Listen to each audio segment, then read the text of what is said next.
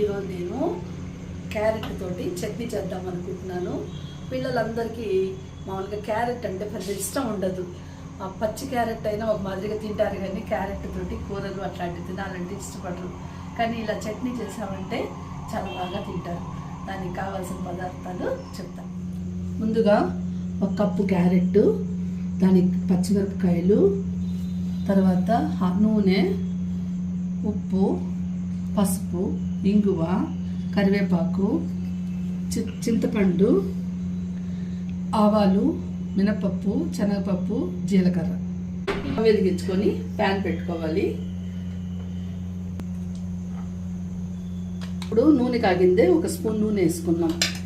నూనె వేసుకునిందే ఇప్పుడు క్యారెట్ వేసుకోవాలి. ఇప్పుడు క్యారెట్ వేగేటప్పుడే పచ్చిమిరపకాయలు కూడా వేసుకోవాలి. ఈ రెండు కొంచెము పచ్చివాసన పోయేటట్లు వేయించుకోవాలి. ఇలా క్యారెట్ పచ్చిమిరపకాయలు వేగిన తర్వాత ఒక ప్లేట్లో తీసి పెట్టుకోవాలి. ఇప్పుడు ఇదే ప్యాన్లో 1 స్పూను నూనె వేసుకోవాలి. కాగిందే ఆవాలు, మినపప్పు, శనగపప్పు, జీలకర్ర వేసుకోవాలి.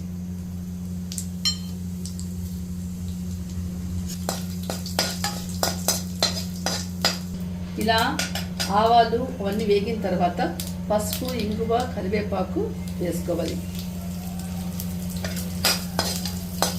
స్టవ్ ఆఫ్ చేసేస్తాయి. అలా వేయించిన మిశ్రమం చల్లారింది. ఇప్పుడు ఒక మిక్సీ జార్లోకి వేసుకుందాం వీటిని. దీనికి తగినంత చింతపండు,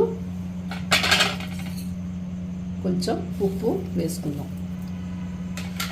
వేసుకొని కాస్త నీళ్ళు వేసుకొని మెత్తగా పేస్ట్ చేసుకుందాం.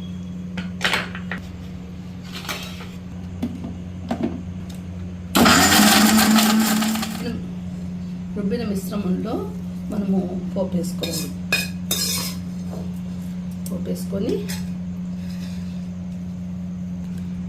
వేసుకొని బాగా ఈ పచ్చడంతా కలుపుకోవాలి. ఈ పచ్చడిలో హైలైట్ ఏంటంటే ఈ పోపే హైలైట్ అన్నమాట. వేడివేడి అన్నంలో ఈ పచ్చడి తింటే వేసుకొని చాలా బాగుంటుంది. పిల్లలకి ఇలాగ క్యారెట్ తోటి పచ్చడి చేసి పెట్టామంటే చాలా ఇష్టంగా తింటారు. దీన్ని అన్నంలోకి, టిఫిన్లోకి నంచుకొని తింటే చాలా బాగుంటుంది.